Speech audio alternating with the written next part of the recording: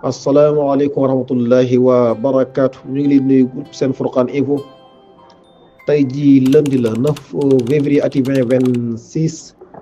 18 heures jot na ci waxtu ba tegal juróom-ñaar ci ay simili ñu dikk ak yéen ci xibaaru bitim réew yi.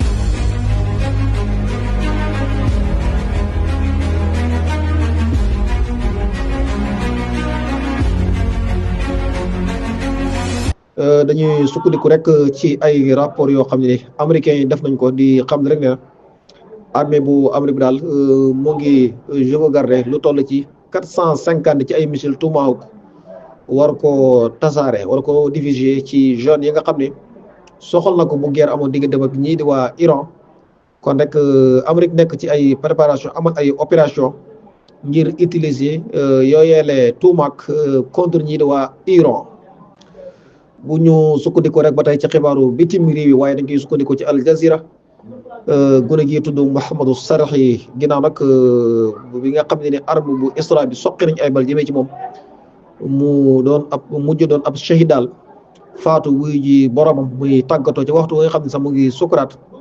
mu ngi am niki démb ci dimanche ji 8 février foo soriwul jàkk ji tudd Salahuddin ca quartier bu ñu naan Az-Zaytoun ca secteur bu bande de Gaza. ba tey rek ci xibaaru bitim réew yi sukkandiku ci Al Jazeera affaires étrangères bu Israël tudd Jethron Zahir nee na daal régime bu Iran day déstabilité li nga xam ne mooy Moyen-Orient bi mu ngi xamle kàddoom yooyu ci biir bi nga xam ne doon nañ amal ab conférence de presse boo xam ne ni mu ngi ko seq nag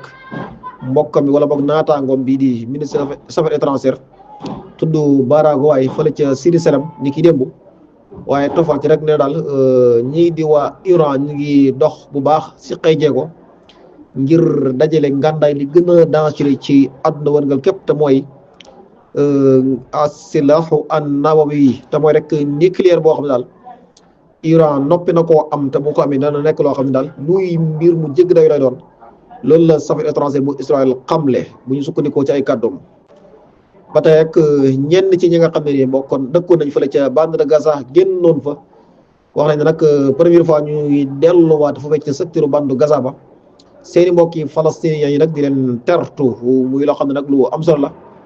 ginnaaw bi nga xam ne ubbi nañ li nga xam ne mooy passage boobu nekk ca Rafah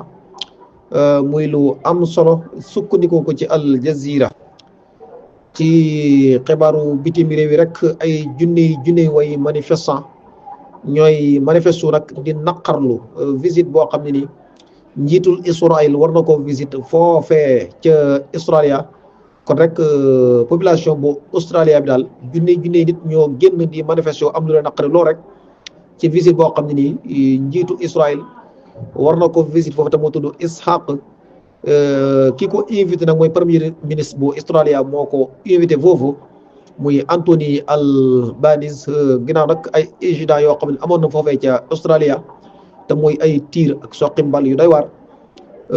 ni ki 14 décembre loolu la ci la amee woon waaye daal mu nekkoon jéey joo xam ne juróom na sax lu toll ci fukki nit ak juróom faatu woon ci foofee ca Australia. ba tey rek ci xibaaru bitim réew yi ñu sukkandikoo ko ci Al Jazeera kii di Smotrich nekk jëwriñ fële ca Israël. nee na daal ñu ngi gën a renforcer bu baax a baax rek ngir dominer ak contrôle li nga xam ne mooy suuf si gën a yaatal sunuy suuf daal nangu suuf lenn ci Gaza wala lenn ci Palestine boole ko ci Israël lu daal ci la nekk nee na daal dinañ arrêté nag xalaat yi nga xam ne ñooy jukk ngir amal ay état terroriste yoo xam ne nii dèjà judd rek mooy réew yi arab yi loolu daal nee na dinañ ko interdit benn réewu arab boo xam ne réewu état arabe lay doon ba noppi nekk ay terroristes yi dañ lay fiy jëlee ba tey rek ci ay kàddoom moom mi nga xam ne daal jëwriñ la foofee ca Iran wala ba foofee ca Israël nee na dinañ gën a amal li nga xam ne mooy cadre ay loi yu leer nañ ngir gën a renforcer li nga xam ne ni mooy fexe rek ba gën a occuper ay suuf foofee ca Jordanie. ba tey ci xibaaru bitim réew yi kii di secrétaire général bu Hezbollah wala bokk secrétaire général bu Hezbollah noonu la daal li muy xam ne ci ay kàddu sukkandiku ci Al Jazeera nee na war nañu défendre sunuy bopp gàllankoor ñi nga xam ne ñooy noon yi te mooy waa Israël li ñu bëgg buñ ko am mukk ñoom waa Israël te mooy rek fexe ba gën a yaatal seeni suuf gën a yaatal seeni territoire te mooy rek dañuy nangu ci suufu Palestine leen daal mooy solution bi lim xamle mooy rek ñu résister bu baax ci kanamu ñii di waa Israël. mbokki lii mooy li ñu doon tënk ci xibaaru bitim réew yi di leen jox dig daje ci yeneen waxtu incha allah asalaamaaleykum wa rahmatullahi wa barakaatu.